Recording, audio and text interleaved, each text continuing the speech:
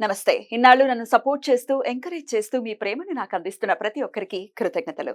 అలాగే ఈ వీడియో కూడా ఖచ్చితంగా మీకు ఉపయోగపడుతుంది. లైక్, షేర్ అండ్ సబ్స్క్రైబ్ చేసి మీ సపోర్ట్‌ని నాకు అందించండి. అలాగే ఈ వీడియో పట్ల మీకున్న అభిప్రాయాన్ని కామెంట్ సెక్షన్‌లో కామెంట్ చేసి తెలియజేయండి. ఇప్పుడు వీడియోని చూద్దాం. నమస్తే, వెల్కమ్ టు అవర్ ఛానల్. నేను పద్మిని. ప్రస్తుతం మనతో పాటు ఆస్ట్రాలజర్, న్యూమరాలజిస్ట్, హస్త సాముద్రిక నిపుణులు, దుర్గా ఉపాసకురాలు శ్రీమతి పద్మశ్రీ గారు మనతో పాటు ఉన్నారు. మాట్లాడదాం. నమస్తే పద్మశ్రీ గారు. నమస్తే. బంగారం డెఫినెట్ గా మనకి అక్కడికి వచ్చేటటువంటి ఒక వస్తువు. ఖచ్చితంగా ఏదైనా కష్టం ఉన్నప్పుడు ఖచ్చితంగా ఆదుకుంటుంది బంగారం. అందుకే ఇన్వెస్ట్ చేయండి బంగారం మీద అని ఖచ్చితంగా చెప్తుంటారు పెద్దవాళ్ళు. ఇళ్ళు, స్థలాలు, అందరికీ స్థలాలు కొనేంత డబ్బు ఉండొచ్చు, ఉండకపోవచ్చు. ఓ గ్రామ్ బంగారం అయితే కొనుక్కోవచ్చు కదా. ఇదివరకు రోజుల్లో కొనేవాళ్ళేమో. ఇప్పుడు మరి గ్రామ్ కూడా 68, 100 కూర్చుంది. చాలా కాస్ట్ అయిపోతుంది. సరే, ఓకే, ఆల్రెడీ కొన్నామండి. ఎన్నిసార్లు కొన్నా, ఎంత ఉన్నా కూడా ఎప్పుడు చూసినా లోనే ఉంటుంది. అక్కడికి వచ్చింది కానీ దాన్ని మాత్రం మేము తెచ్చుకోలేకపోతున్నాం అని చెప్పే వాళ్ళ సంఖ్య ఎప్పటికప్పుడు పెరుగుతూనే ఉంది, ఉంటూనే ఉన్నారు ఎన్ని రెమెడీస్ చెప్పినా కూడా. ఈ బంగారం మరి అట్లా ఆల్రెడీ కుదోక పెట్టుకొని ఉన్నాం, మరి బయటికి రావట్లేదు అని అంటే ఏదైనా మీ దగ్గర చక్కటి రెమెడీ ఉందా? తప్పకుండా చెప్తాము. చాలా చక్కని ప్రశ్న వేశారు. అయితే మన ఆడవాళ్ళకి అత్యంత ఇష్టమైనటువంటి ఇష్టమైనటువంటి వస్తువు బంగారం.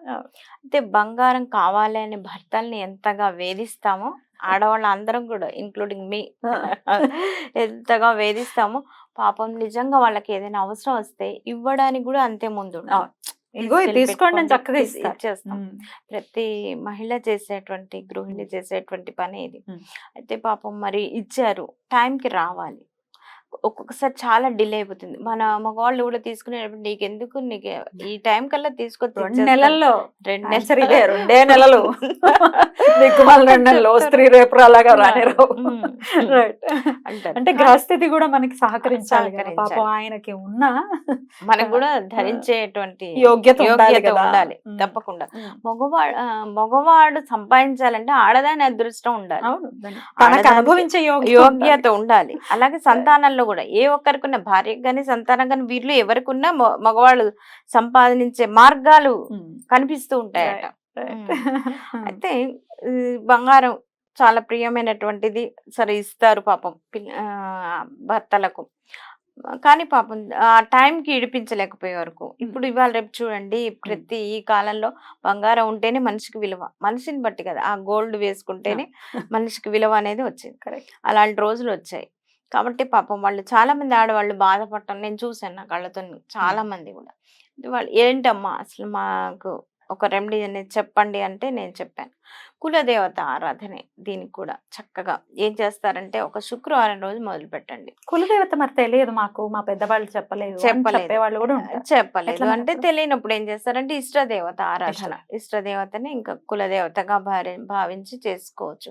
అయినా పూర్వీకులు ఎవరో ఒకళ్ళు ఉంటారు. ఇప్పుడు పెద్ద మామగారు, చిన్న మామగారు, అలాగా వాళ్ళ వంశం వాళ్ళు ఎవరైనా సరే అడిగి తెలుసుకోవచ్చు. లేదు ఇంకా వాళ్ళు ఎవ్వరు కూడా చెప్పరు, వాళ్ళకు కూడా తెలియలేని పరిస్థితి ఉంది అనుకోండి, ఇష్టదేవత ఆరాధన అనేది. ఏదైనా దేవత ఆరాధన. కులదేవత అనేది ఏంటంటే పూర్వీకులు వాళ్ళు కూర్చోబెట్టి, అంటే వాళ్ళకు ఒక ప్రత్యేకమైన స్థానం ఇచ్చి, ప్రత్యేకమైనటువంటి పూజలు చేసి వారిని ఒక ఇదిలో కూర్చోబెట్టారు. కులదేవత అంటే ఏంటి, వాళ్ళ వంశానికి ఒక దేవత అనేది వస్తారు కాబట్టి పరంపరగా వచ్చేటువంటి ఆరాధనే. కాబట్టి మన పూర్వీకులు చాలా అద్భుతంగా చేశారు కాబట్టి ఇప్పుడు చేసుకోలేకపోవచ్చు. ఇప్పుడు రాను కాస్త తగ్గుతున్నది. సో అది తెలీదు అన్నప్పుడు ఏం చేస్తారంటే ఇష్టదేవత ఆరాధన. మనకి ఎవరైతే దేవీ దేవతలు ఇష్టమో వారిని ఆరాధించుకున్నా కూడా ఇది అవుతుంది.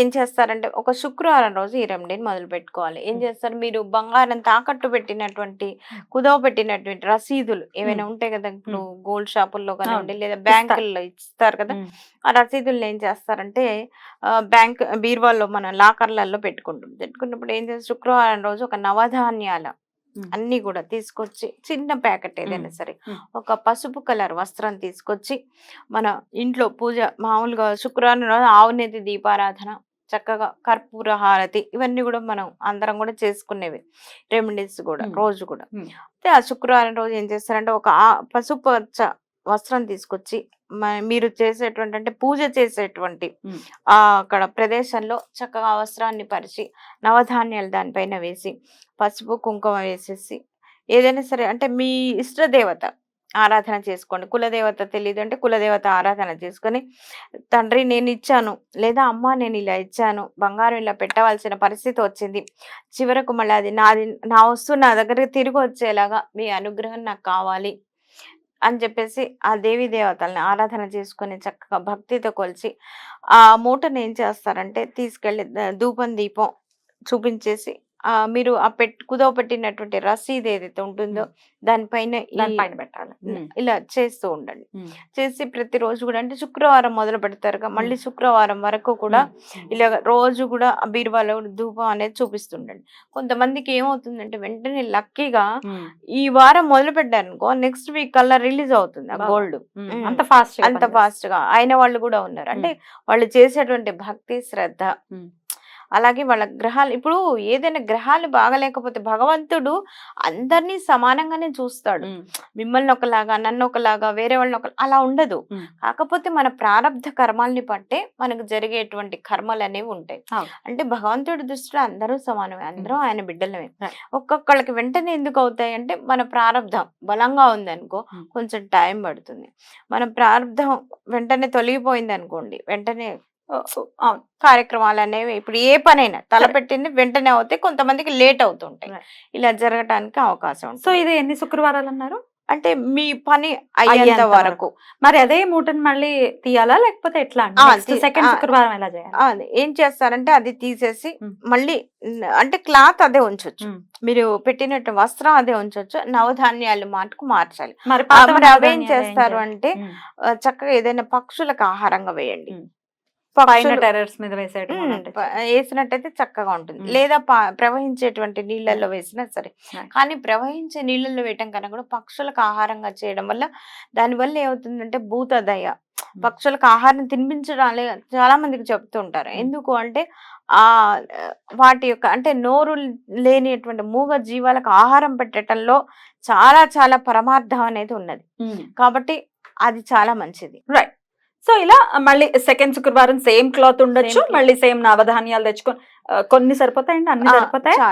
చిన్న చిన్న ప్యాకెట్స్ కూడా అమ్ముతుంటారు కాబట్టి అవి తెచ్చుకొని చేసుకో. సేమ్ అలాగే పూజ చేసుకుంటున్నారు, అలాగే పెట్టుకుంటున్నారు. రైట్. సో ఇలా చేస్తున్నట్టయితే కుదవలో ఉన్నటువంటి బంగారం తప్పకుండా వచ్చిన వాళ్ళు చాలా మంది ఉన్నారు నాకు చెప్పి. అంటే నవగ్రహాల అనుగ్రహం కోసం నవధాన్యాలను ఒక్కొక్క గ్రహానికి ఒక్కొక్క ధాన్యం అనేది ఉంటుంది కాబట్టి నవధాన్యాలకు నవగ్రహాలకు నవధాన్యాలు అనేది ఉంటుంది. ఏ గ్రహం బాగాలేదో మనకు తెలియదు కాబట్టి అంటే జాతకం చూపించుకుంటే ఓకే తెలుస్తుంది. ముఖ్యంగా ఏంటి గురుడు బాగలేకపోయినా శుక్రుడు బాగలేకపోయినా ఈ బంగారం కొనుక్కోవడం వెంటనే తాకట్లో పెట్టాల్సి రావటం అంటే గురుడు బాగలేకపోతే ఎక్కువ శాతం ఇలాంటివి జరుగుతూ ఉంటాయి. అలాగే శుక్రుడు యొక్క అనుగ్రహం అట్లాంటి ప్రశాంతత మన వాళ్ళందరికీ రావాలని మనస్ఫూర్తిగా కోరుకుంటూ థ్యాంక్ యూ అండి, చక్కగా వివరించినందుకు కృతజ్ఞతలు. నమస్తే.